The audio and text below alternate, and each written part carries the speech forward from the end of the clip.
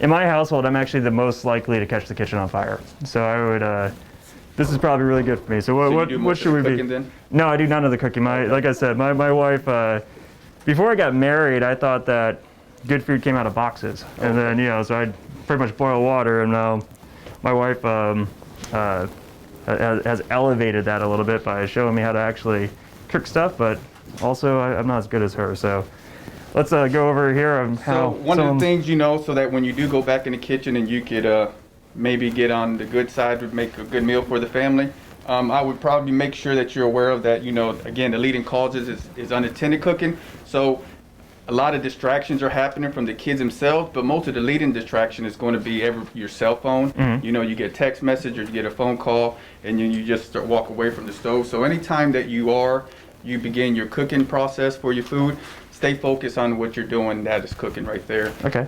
So that's one of the main safety tips, just because unattended, you walk away, start watching TV, or you go to the other side of the house, and then you're going to be let something catch on fire and not being aware of it. So, but that's the importance of having working smoke alarms in your house at the same time also.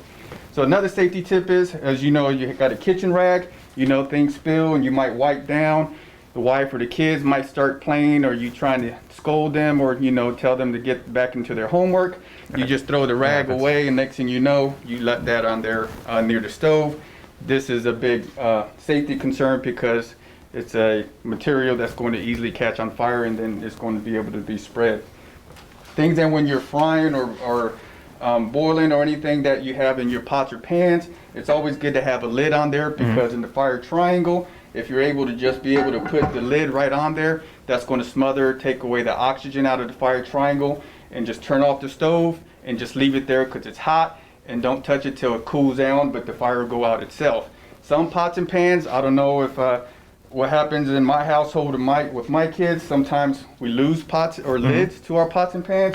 You could also think about using a cookie sheet tray that you could also place on top and smother the fire. So pretty much anything that can fit on top. If there's a fire inside there. Just go ahead and cover that up, and you'll be able to take away that oxygen from there and be able to eliminate that the fuel source itself, and then be able to shut it off and leave it. It works just as good as a lid. So what about a grease fire? If you're doing some stir fry, I hear you're not supposed to throw water on it. What's the best way to handle that? That's where for stir fry, if you're using one of those woks or anything, to be able to get a big cookie sheet or something, make sure you turn off the stove and just be able to cover something over that. And then, of course, it's not going to be edible, but just make sure that that's the way you're going to be able to extinguish that fire. But again, you never want to put water on there, because they don't mix together, and basically they don't like each other, and it's just going to spread the fire, and it's going to go all over from the countertop. And then especially if you still have your fire, your eyelid still lit, it's going to be catching a lot much fire, and then just spread that much easier. Wow, okay. So besides unintended or people walking away from the stove, what, in your experience, what's the second biggest mistake someone might make when cooking?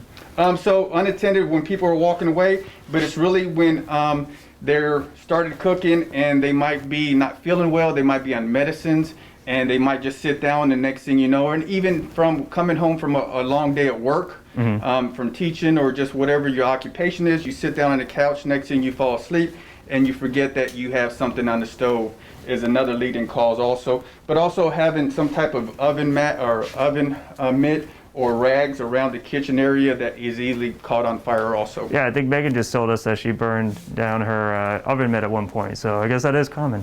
So I got small kids, and our kitchen is kind of right by where they watch television, right? Like it rolls right into the living area. Do you have any tips for people who are small kids who are cooking? Kids might be around the kitchen area. Is there, by responding to calls where kids get burned or hurt, what could be something that we might not be thinking about but could help it make it safer for kids? Another thing that we have to be careful, especially with the kids, like you said, in the area, the kitchen area, is having the handles outside of the stove area, because they can come by, walking by, and hit it, or even smaller ones try to reach up and something can spill on them. So you always want to make sure that you have the handle towards inside of the stove, but also just having a 3-foot clearance, safe kid zone, that making sure that you can put an area around, like, okay, you don't come inside the area. So you can use chairs and you can use whatever, and the National Fire Protection Association has a kids tape that they can color, and they can set out, and they Oh, can wow. be able to have the safe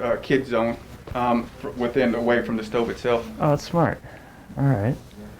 Very good. Any other thoughts or?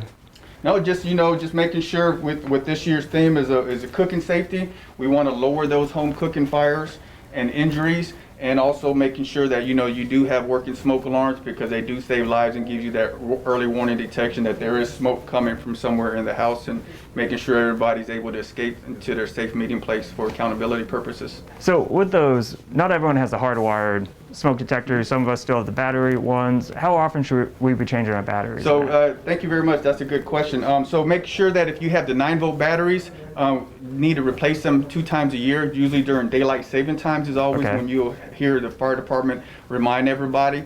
But you have 10-year lithium batteries now, which are lasting longer.